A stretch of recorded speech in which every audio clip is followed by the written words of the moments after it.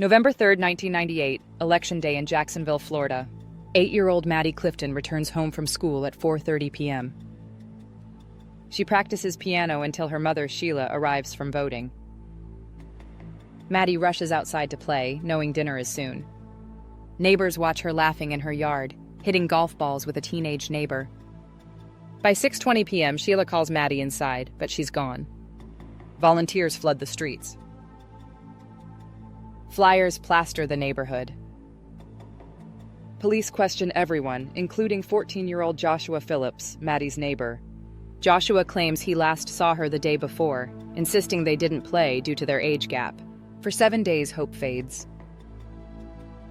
Then, on November 10th, Joshua's mother, Missy, cleans his room. She notices a strange leak in his waterbed. Lifting the mattress, she finds something horrifying and flags a policeman crossing the street.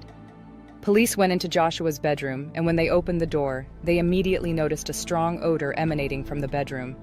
Beneath layers of tape sealing the bed, they find a Leatherman knife, a blood-stained baseball bat hidden behind a dresser, and clusters of air fresheners.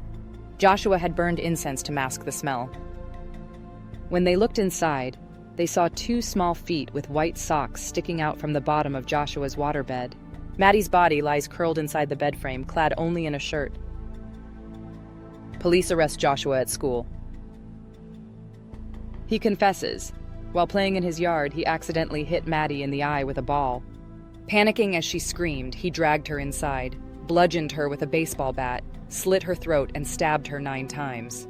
Forensic evidence paints a grimmer picture. Maddie's skull fractures match 3 brutal blows. Defensive wounds scar her hands. A waterbed bracket clutched in her grip proves she was alive when shoved beneath the mattress. Joshua sealed the bed with tape, burned incense to mask the smell, and slept inches above her corpse for 6 days, even joining search parties. At trial, prosecutor Harry Shorstein reveals chilling details. Joshua stabbed Maddie's lungs to silence her moans. Her shorts and underwear were removed, not torn. No blood or dirt was found in the yard, contradicting Joshua's accident story. A Leatherman knife and hidden baseball bat, both blood-stained, are recovered. The medical examiner confirms 3 separate attacks: fatal head wounds, a slit throat, and post-mortem stab wounds. Joshua's defense admits the killing, but argues panic, not premeditation. His lawyer claims Joshua feared his violent father, who'd disapprove of Maddie being there. The jury deliberates just 2 hours, guilty of first-degree murder. Life without parole. Years later, prosecutor Shorstein reveals suppressed evidence. Joshua browsed violent pornography minutes before the murder. Maddie's parents divorce after 30 years, their grief insurmountable. Joshua appeals, citing a Supreme Court ruling against mandatory life sentences for juveniles.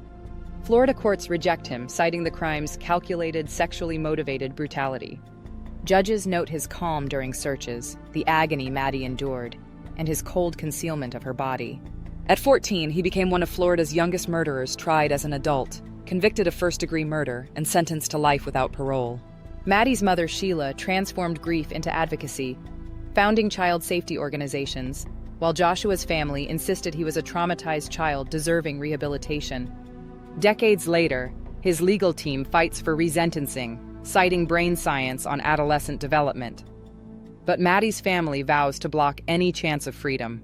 Joshua Phillips remains imprisoned, his life sentence upheld. A community still grapples with the horror. A teenager who murdered a child, hid her beneath his bed, and shattered countless lives, all while pretending to help bring her home.